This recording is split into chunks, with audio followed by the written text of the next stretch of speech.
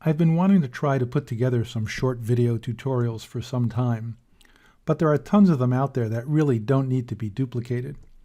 So I think that whenever I try to make one, it will be short and directed towards one particular problem, issue, or technique. I recently solved a problem that had been bothering me for some time, and it's related to applying both an artistic edge as well as toning to a black and white image. What happens is that the white border that extends beyond the edges also usually gets toned, whether it's with a plug-in or with an action or curve. And then if you print that image on a larger piece of paper, you can see the toning extending beyond the artistic edges into a very sharp rectangle, and it doesn't look very natural or attractive, and it really takes away from the vintage look of the picture. Let me show you what I mean. Here's a photo of some blazing stars that I took out at Jennings Environmental Area a few years ago. What I've already done is to duplicate the background layer and make it into a smart object. Let's do a quick black and white conversion by opening SilverEfex Pro.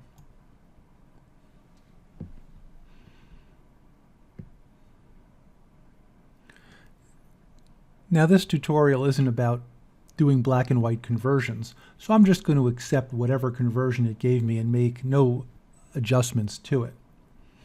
What I'm going to do is go down and choose an artistic image border. Type 12 is one that usually looks pretty good that I like. So I'm going to add that. And now I'm going to go ahead and add some vintage toning. Now, this tone is much stronger than one that I would ever use, but I'm going to choose it because its strength makes it easy to see what I'm talking about. So I'm going to choose that, click OK, and let it render our image. So let's see what we have. I'm going to blow this up a bit bigger.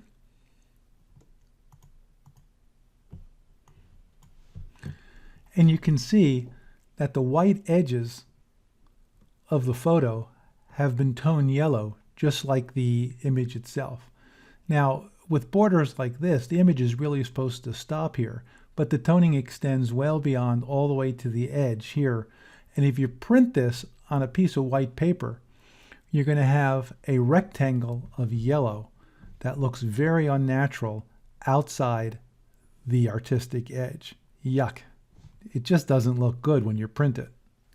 So let me show you how we can avoid this. Let's start over. I'm going to duplicate this image, throw away the black and white conversion, and start over again. So just like before, off screen so you don't have to sit through it, I've duplicated the background layer and converted it to a smart object. All right. Let's open SilverEfex Pro once more.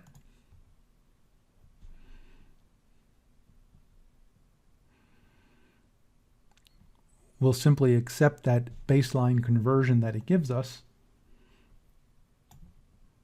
And I'll go and apply the exact same border as I did before. And click OK and allow it to render. There we go. Now there hasn't been any toning applied yet. Now here's the trick. I'm going to come over here and I'm going to pick the quick selection tool. Now in our image, the artistic edges are black and the borders are white, which makes for a pretty easy selection. So I'm just going to run the quick selection tool along the white border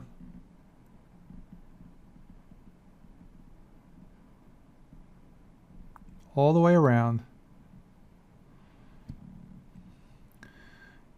And you can see it's figured out what I wanted to do, and it's made a selection all around the white border.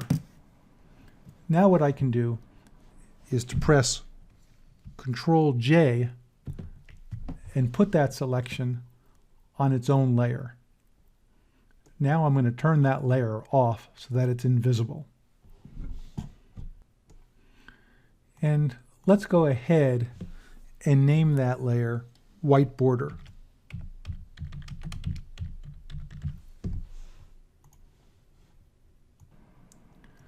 So now that we've saved our white border layer, and currently we have it turned off, I'm going to go back into SilverEfex Pro because it's a smart object and we can open it again, and when it opens, it'll open with the exact same settings we left it with that we applied last.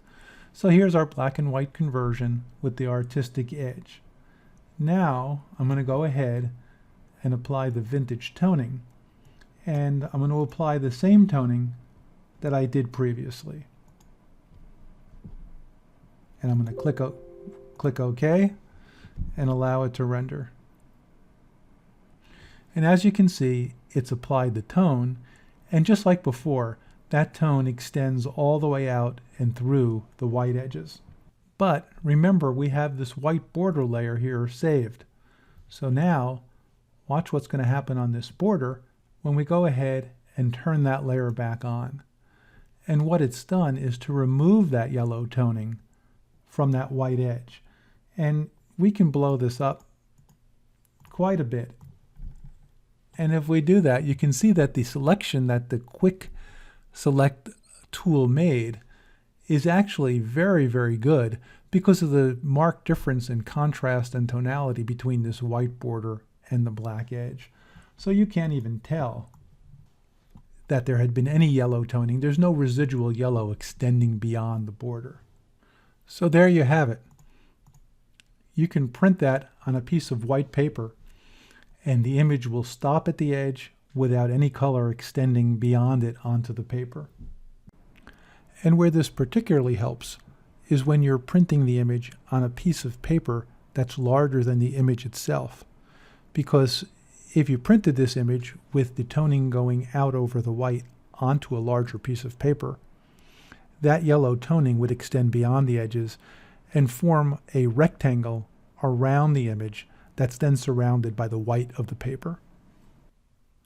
So I hope that this first short video tutorial of mine was helpful to those folks that might have been bothered by this same issue. I'm going to post this first tutorial to YouTube.